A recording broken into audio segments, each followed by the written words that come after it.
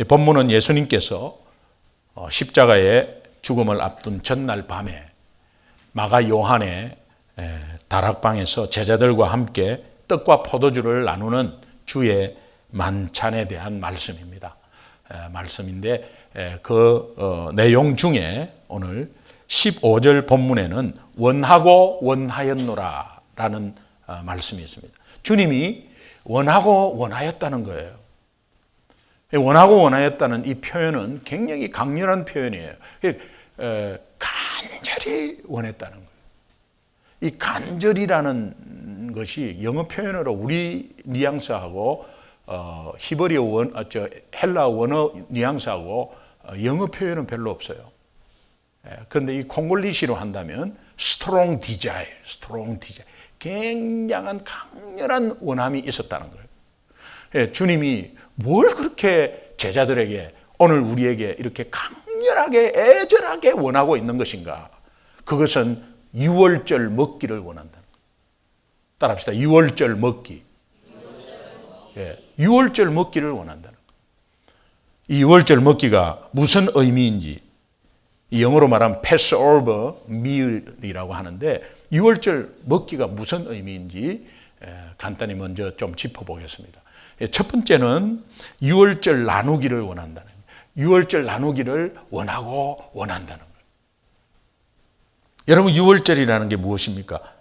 흠없는 어린 양을 잡아서 그 어린 양의 피를 문설주에 바르면 장자의 재앙을 뛰어넘고 그 뛰어넘은 이스라엘 백성들을 애굽의 종살이에서 해방시킨 것을 기념하는 날이다.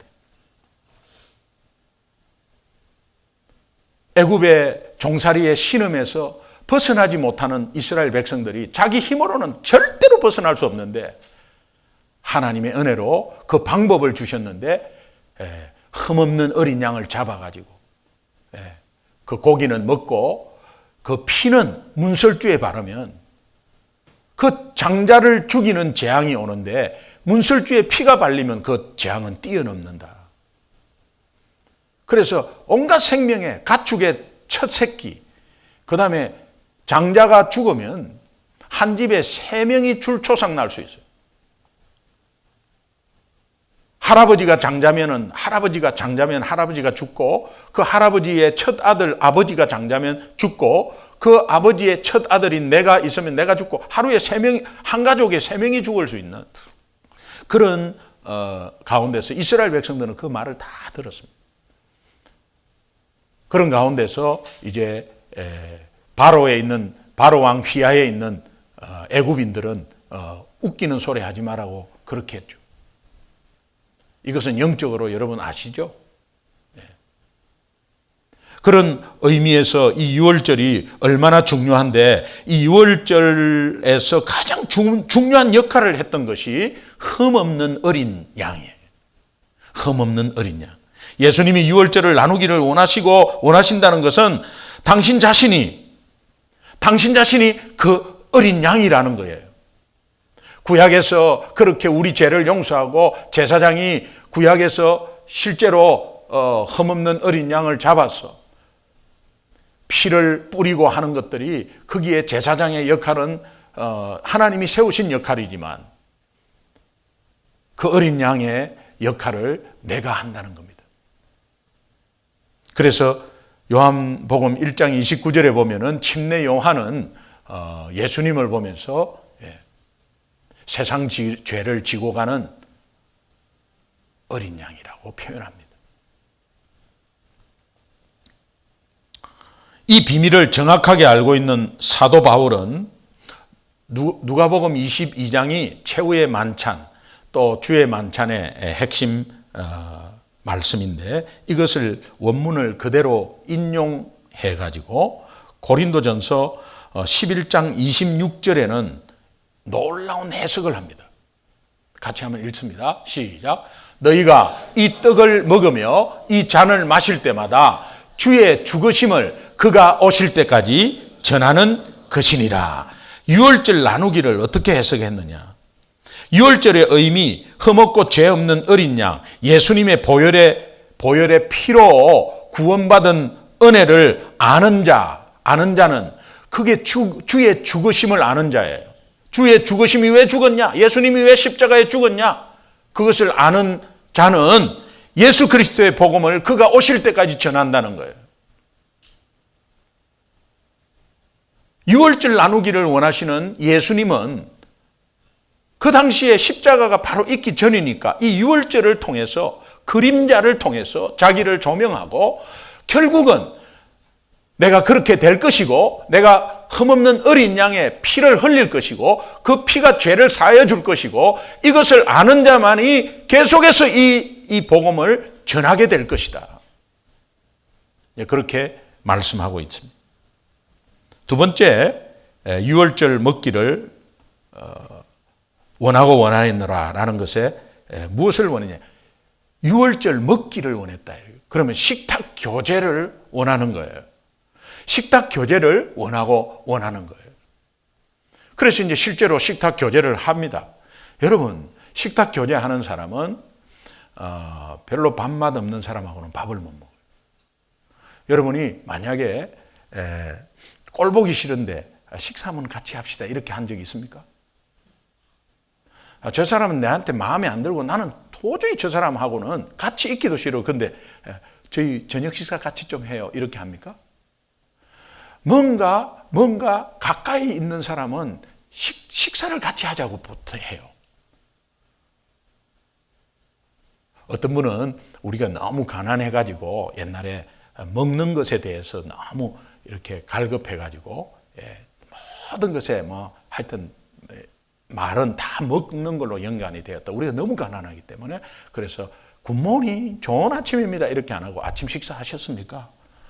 점심 식사 하셨습니까? 매 그냥 새끼 다 식사하셨습니까가 그것이 인사예요. 인사. 그리고 나서 친한 친구한테 우리 밥 한번 먹자. 이게 이제 인사죠. 만나자는 겁니다. 그냥 만나서 그냥 이렇게. 이 식탁 교제는 굉장히 친밀한 교제죠. 그럼 주님이 유월절 먹기를 원한다. 먹기를 원한다. 이 먹는 걸 유월절을 나누는데 식탁에서 하자는 거예요. 그러면 이 식탁은 주님이 아주 친밀하게 좀 만나자는 거예요. 식탁 교제를 굉장히 좋아하는 두 목사님이 계세요. 우리 박철 목사님과 김관 목사님. 친밀하자는 거예요. 친밀하자. 사역자 회의하다가도 자꾸 배를 만져요. 빨리 끝내달라고. 옆에서 덩달아서 우리 임보희 전도사님도 자꾸 배고프다 그러고. 그래서 식탁 교제를 우리가 굉장히 친밀한 교제를 잘 나누고 있습니다.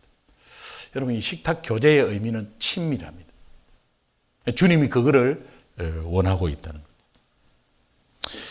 그러면 이것을 이제 바울이 다시 한번 상기시키는 말씀을 한번 보겠습니다. 우리 성찬식 할 때 같이 읽는 말씀인데 고린도전서 11장 23절에서 25절을 다시 한번 보겠습니다. 천천히 읽습니다. 시작. 내가 너희에게 전한 것은 주께 받은 것이니 곧 주 예수께서 잡히시던 밤에 떡을 가지사 축사하시고 떼어 이르시되 이것은 너희를 위하는 내 몸이니 이것을 행하여 나를 기념하라 하시고 식후에 또한 그와 같이 잔을 가지시고 이르시되 이 잔은 내 피로 세운 새 언약이니 이것을 행하여 마실 때마다 나를 기념하라. 여기서 떡과 잔, 떡은 너희를 위하여는 내 몸이다. 여러분, 이 의미를 다시 한번 우리 리마인드 하겠습니다. 요한복음 6장 33절에는 이렇게 되어 있습니다. 하나님의 떡은 하늘에서 내려 세상에 생명을 주는 것이다. 그러면서 35절에 보면 내가 곧 무엇이라? 생명의 떡이다. 내게 오는 자는 결코 줄이지 아니할 것이요 나를 믿는 자는 영원히 목마르지 아니하리라. 내 떡을 먹는 자는 영원한 생명이 있다.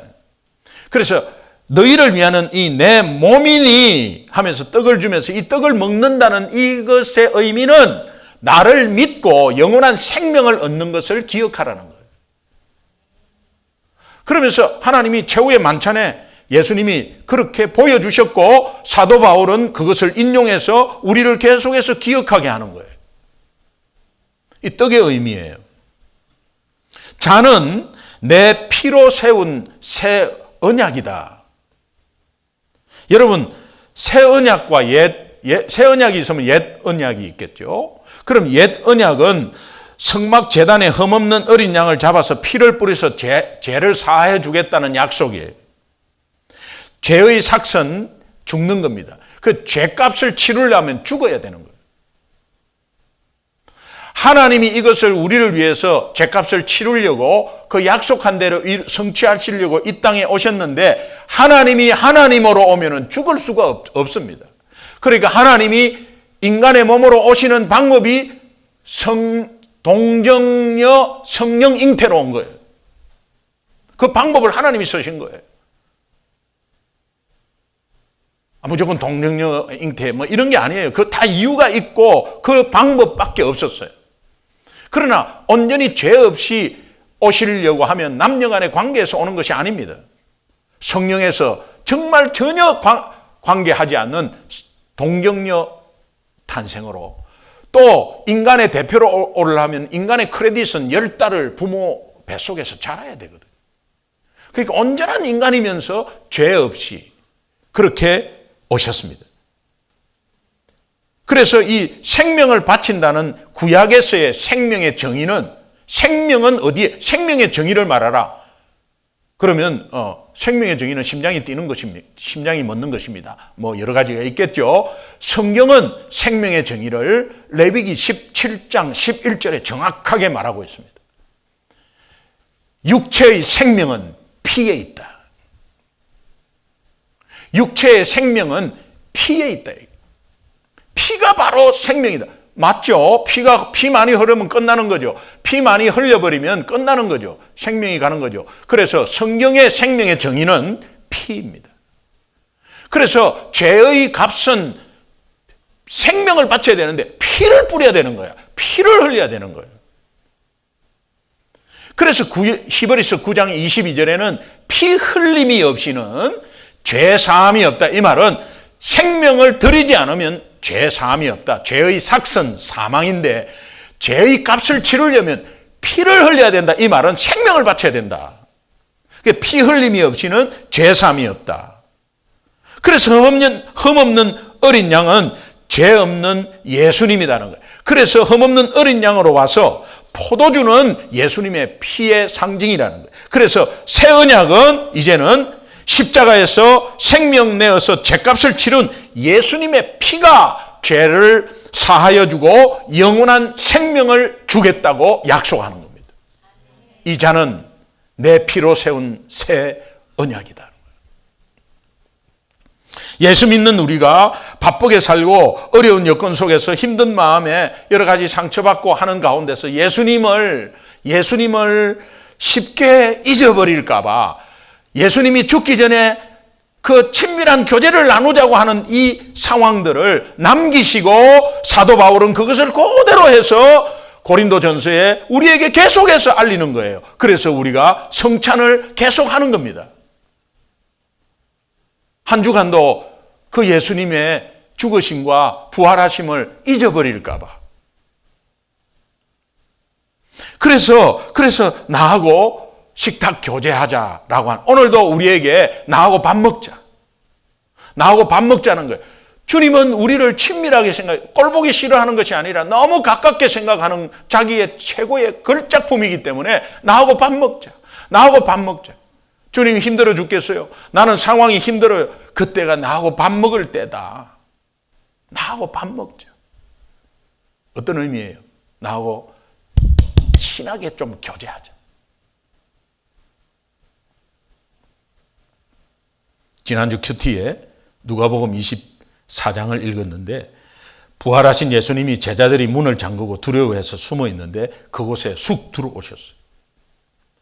너무 제자들이 놀래가지고. 근데 쑥 들어왔는데 영이니까 들어왔지 그리고 부활하신 예수님은 영으로 계시는데 지금 우리 눈에 허상으로 보이는 건가? 이렇게 생각했어요. 근데 분명히 잠겨있는 문호를 통해서 그냥 쑥 들어왔는데 몸이 있는 거야. 만져보니까 몸이야다.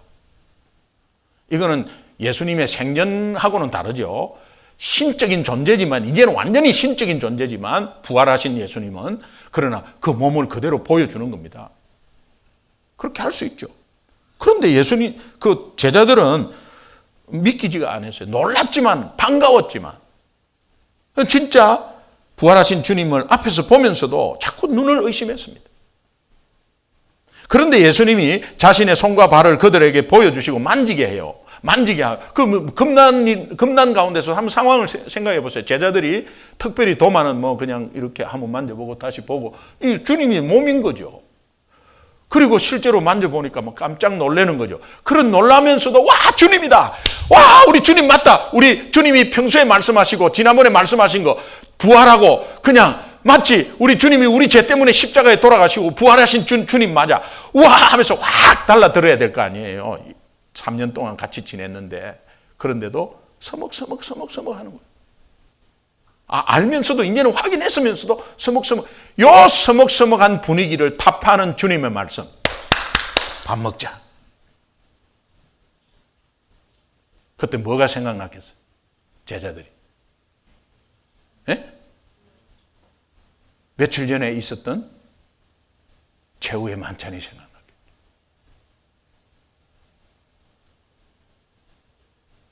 그 어색한 분위기는 순식간에 없어졌어요.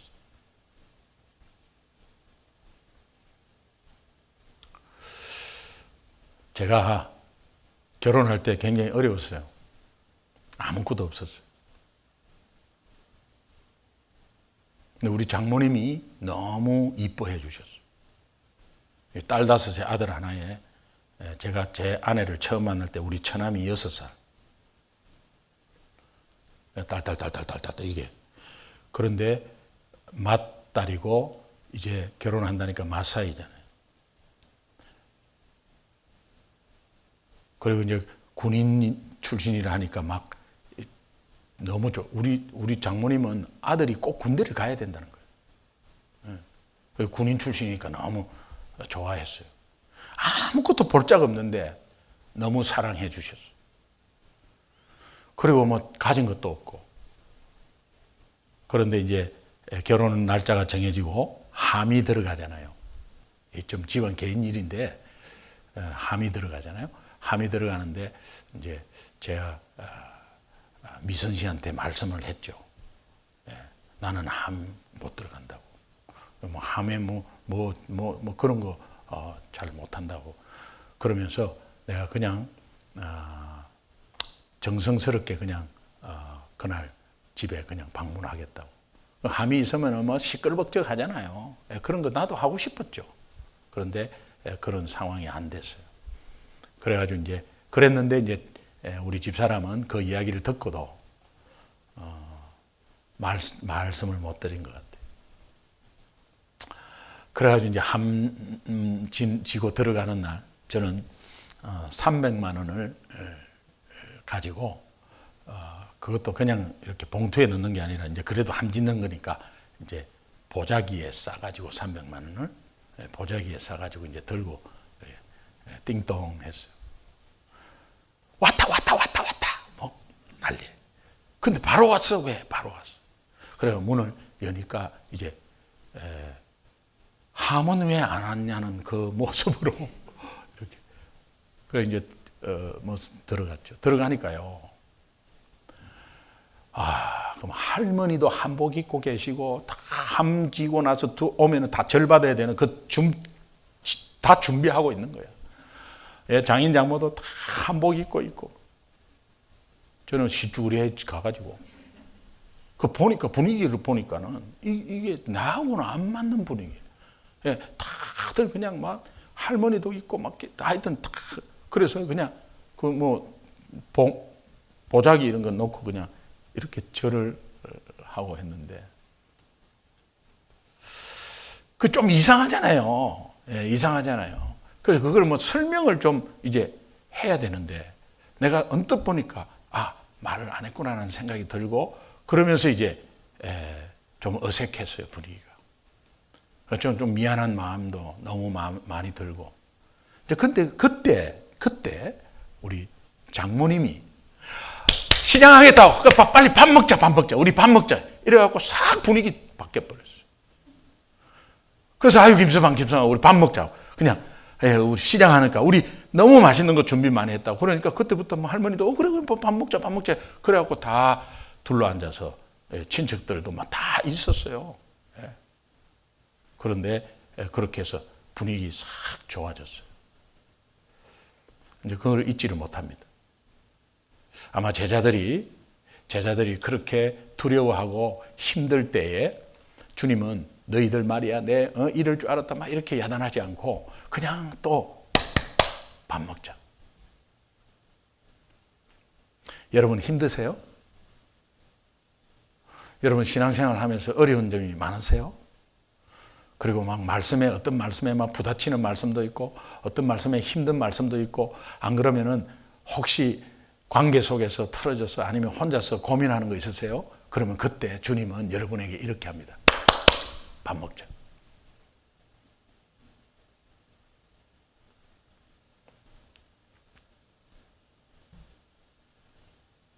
누가복음 24장 41절에 보면 그들이 너무 기뻐함으로 너무 기쁜데 아직도 믿지 못하고 놀랍게 여길 때 이러시되 여기 무슨 먹을 것이 있느냐.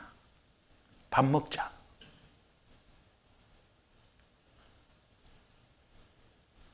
Do you have anything here to eat? 여기에 뭐 먹을 것이 있느냐. 이거는요 나하고 좀 친밀하게 교제하자. 예전처럼 말이야.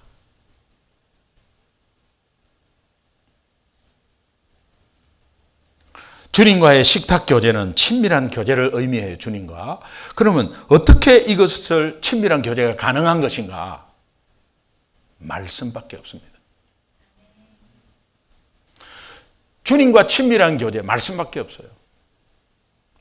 여러분 말씀 읽는 것이 별거 아닌 것 같죠? 말씀의 한 말씀의 비밀을 찾아갖고 그 비밀 그것보다 말씀 읽는 거 별로 아닌 것 같죠? 그런데 성경은 66권은 완벽해요. 그럼 이 66권을 통독을 하면 딱 했다. 여러분 벌어지는 상황은 상상을 초월해요. 아무것도 아닌데 여러분 완벽하게 성경 일독하셨습니까? 여러분 스스로에게 물어보십시오. 하나님은 오늘 성경 66권을 한 번도 띄지 않고 한 단어도 띄지 않고 무슨 말인지는 모르지만 그거 다 읽었냐? 성경을 읽을 때 들을 때에 복이 있다. 이 복은 하나님과 가까이 하는 복이라 그랬죠. 하나님이요 거기에서요 해결점을 주는 겁니다. 저는 7년 예수 믿고 7년째 성경 일독한 그 순간을 잊지를 못합니다. 그 기쁨 때문에 그 다음에 또 일독하고 그 기쁨 때문에 또 일독하고 막 그렇게 해서 나중에는 막 이제 기간이 막 짧아지면서 막 일독하고 그렇게 되는 거예요. 여러분 이 일독이 굉장히 중요해요. 모르긴 해도요 사역자들 중에서도 일독 안 한 분들이 있을 거예요. 그건 하나님만이 아시겠죠. 말씀을 통해서 하나님이 친밀해진다고. 그리고 하나님의 원하심은 간절히 원하심은 내하고 교제하기를 원하시는 것은 말씀을 통해서요. 그래야 그것이 하나님의 동행함을 깨닫고 또 하나님이 인도함을 깨닫고 이렇게 되는 거예요. 그래서 말씀을 계속해서 통독하고 읽는 그 기간 동안에 어떠한 상황이라도 흔들리지 않습니다. 난 말씀 읽고 있다고.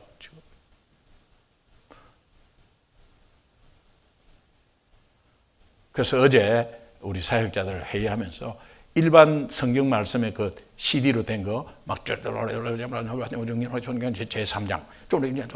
제4장, 이렇게 하면 그게 한참 듣다 보면 이게 무슨 말인지 모르겠어요.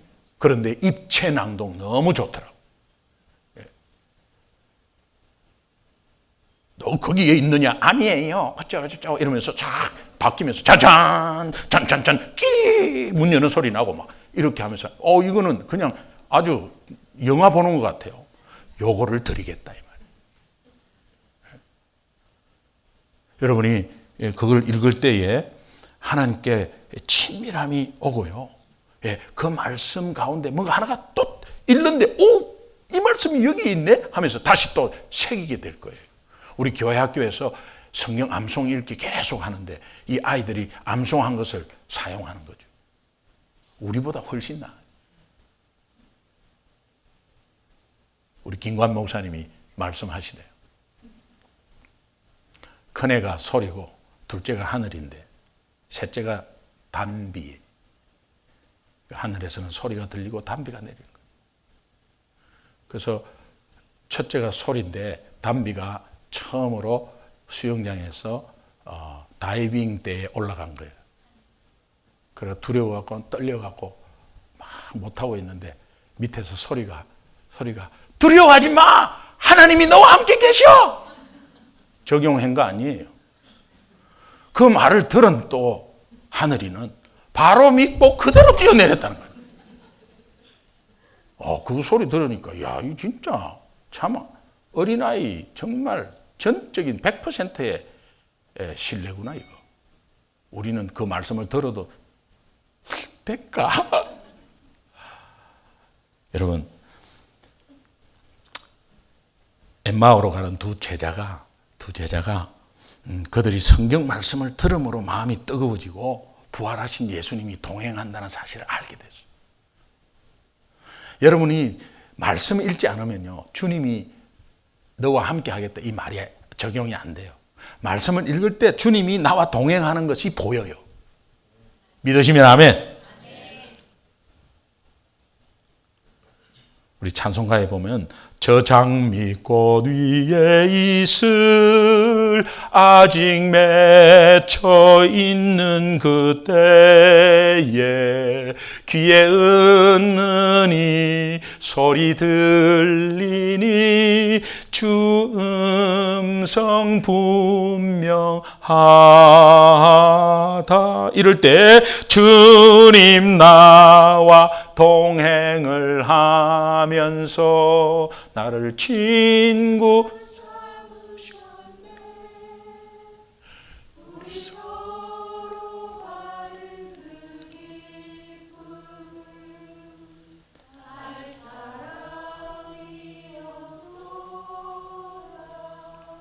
이 경험 안 해본 사람은 알 사람이 어떻게 알겠어요? 알 사람이 없습니다. 세상 사는 사람들은 이거를 알 수도 없어요. 그러나 우리가 알 수 있는 상황의 길목에 있는 사람이 모른다는 것이 답답한 거죠. 6월절 먹기를 원하노라 라는 주님의 간절한 원하심에 오늘 우리가 결론적으로 듣는 주님의 음성이 있습니다. 결론적으로 듣는. 저는 결론을 이렇게 내리고 싶습니다. 6월절 먹기를 원하고 원하였노라 라고 하는 그 말씀에 우리에게 들려오는 음성. 저는 두 가지로 간단하게 그냥 말씀드리겠습니다. 십자가를 기억하라. 언제 어디든지 십자가를 기억하라. 여러분, 우리가 진짜 회개할 일이 있어요. 하나님, 이거 잘못했습니다. 저거 잘못했습니다. 이런 게 아니라 진짜 우리 삶 가운데 회개할 것이 있어요. 그게 뭐냐? 십자가를 기억 안 하는 거. 이거 회개해야 합니다. 어떻게 십자가를 기억 안 하죠? 어려울 때 십자가를 기억해야 되고 좋을 때 십자가를 기억해야 돼요. 매일매일 아침에 출근할 때 십자가를 기억해야 돼요. 여러분 삶에 뭔가 채워지지 않는 허전함이 있습니까? 십자가를 기억하지 않아서 그래요.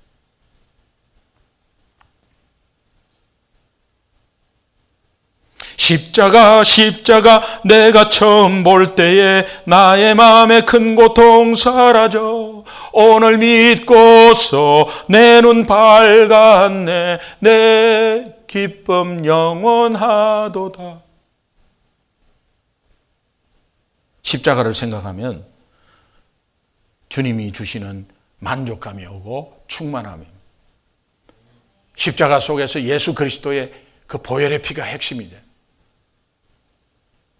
주 예수의 충만한 은혜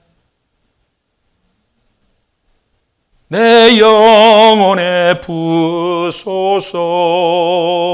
주 예수만 나의 힘 되고 내 만족함 됩니다.